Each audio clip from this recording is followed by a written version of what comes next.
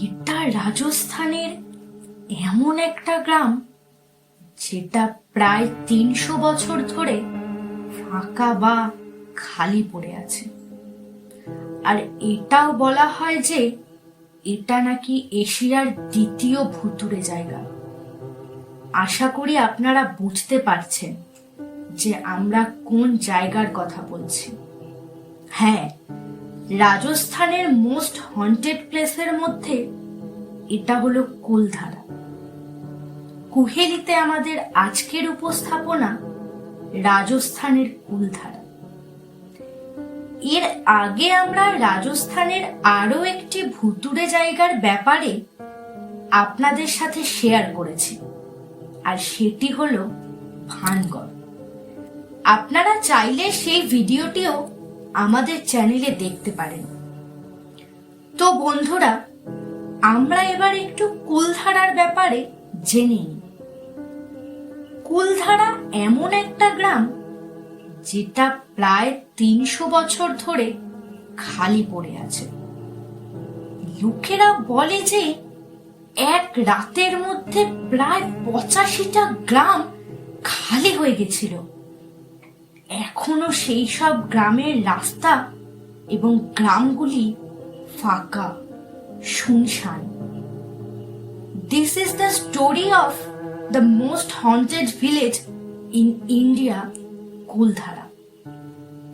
কুলধারা জয়সলমের থেকে প্রায় ১৭ কিলোমিটার দক্ষিণ পশ্চিম দিকে প্রবস্মিত একটা গ্রাম। কিন্তু প্রতিটা গ্রামের তার নিজস্ব কিছু গল্প থাকে। ওখানকার লোকেদের কাছে কুলধারার ব্যাপারে জিজ্ঞেস করতেই তাদের মুখে স্পষ্ট আতঙ্কের ছাপ লক্ষ্য করা যায়। মনে হয় যেন তারা এই গ্রামের নাম শুনলেই অনেকে পুরনো কোনো ভয়ানক স্মৃতি মনে চেপে বসে। এএসআই অর্থাৎ আর্কিওলজিক্যাল সার্ভে অফ ইন্ডিয়ার মতে ১৩০০ শতাব্দীতে স্থাপিত হয়েছিল এবং সেই অনুযায়ী এই গ্রামে প্রথম বসতি স্থাপন করেছিলেন কাধার নামের এক ব্রাহ্মণ ব্যক্তি। উনি পালিওয়ালি ব্রাহ্মণ ছিলেন। কুলধারায় সকল বসতিকে পালিওয়ালি ব্রাহ্মণ বলা হতো। কিন্তু পালিওয়ালি ব্রাহ্মণ ছাড়াও এখানে আরো অন্যান্য লোকও থাকত, কিন্তু পালিওয়ালি ব্রাহ্মণের সংখ্যা বেশি ছিল। গবেষণা অনুযায়ী বলা যায় যে ১৭০০ শতাব্দীতে এখানকার জনবসতি আনুমানিক ১৫০০ ছিল, কিন্তু আস্তে আস্তে এখানকার জনবসতি হঠাৎই কমতে শুরু করে। ১৮১৫ সালে কমে ৮০০-তে এসে দাঁড়ায়। এখানে এমন কি হয়েছিল যে দিনকে দিন এখানকার জনসংখ্যা কমতে লাগলো, লোকজন গ্রাম ছেড়ে চলে যেতে লাগলো। বলা হয় যে ৩০০ বছর আগে কুলধারার সমস্ত লোক এক রাতে সব ছেড়ে চলে যায়। And this is the more mysterious. কিন্তু কেন? এমন হবার কারণ কি? কিছু লোক বলে এখানে আগেকার দিনের মানুষের কথা শোনা যায়, তাদের কথার ফিসফিস আওয়াজ শোনা যায়, বাচ্চাদের হাসির শব্দ শোনা যায়, গ্রামের হাওয়া, আবার রাজস্থানী লোকসঙ্গীতও শোনা যায়। তাদের মতে এই গ্রামের হাওয়া প্রচন্ড রকমের ভারী।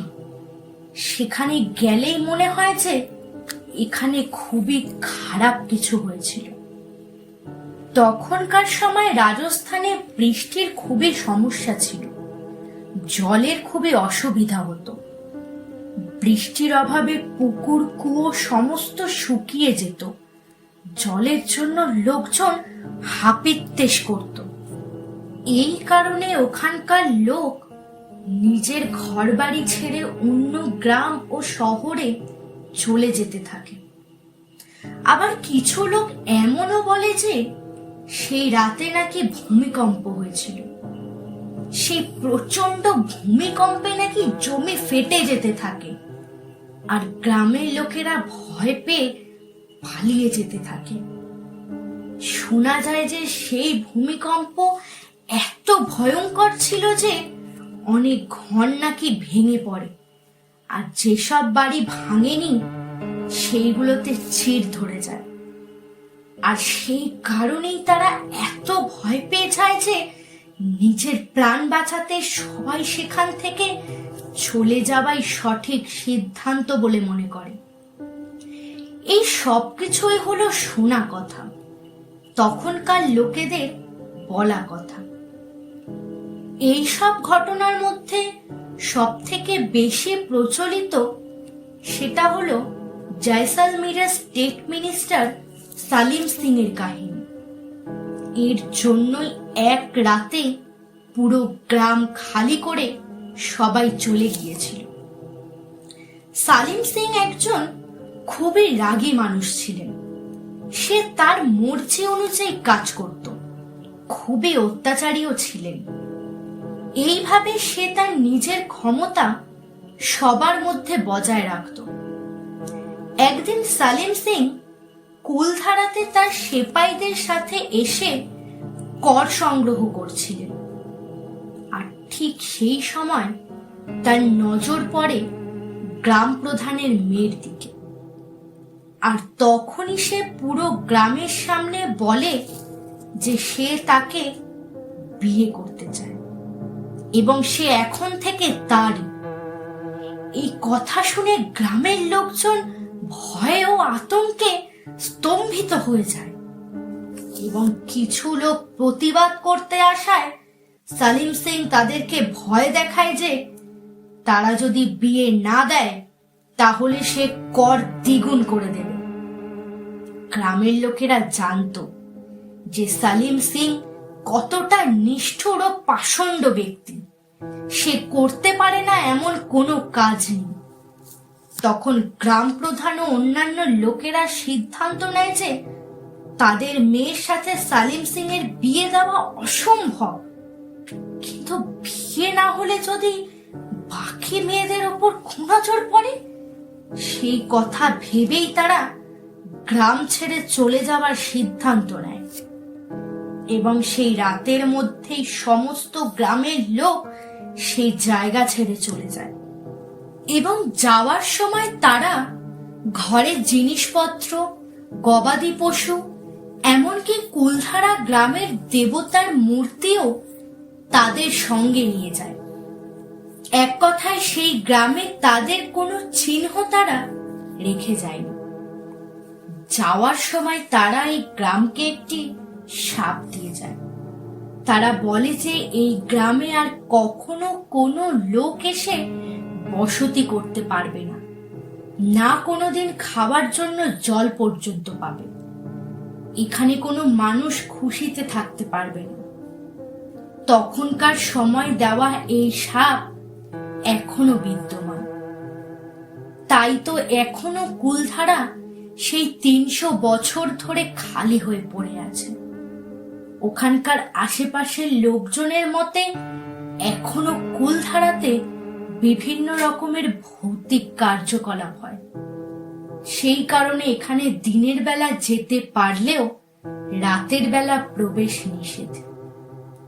কুলধারায় ঠিক কি হয়েছিল তা এখনো অবধি সঠিকভাবে কেউ বলতে পারে না।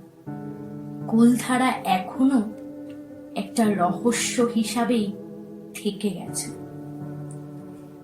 এই ছিল রাজস্থানের কুলধারা নিয়ে আমাদের আজকের উপস্থাপনা। কুলধারা নিয়ে আপনাদের কি মত তা অবশ্যই আমাদের কমেন্ট বক্সে জানাবেন। আমাদের প্রয়াস ভালো লাগলে লাইক, শেয়ার, কমেন্ট এবং সাবস্ক্রাইব করার অনুরোধ রইল। দেখা হচ্ছে আগামী মঙ্গলবার ঠিক রাত 8টায় নতুন কোনো রহস্য নিয়ে। ধন্যবাদ, ভালো থাকবেন।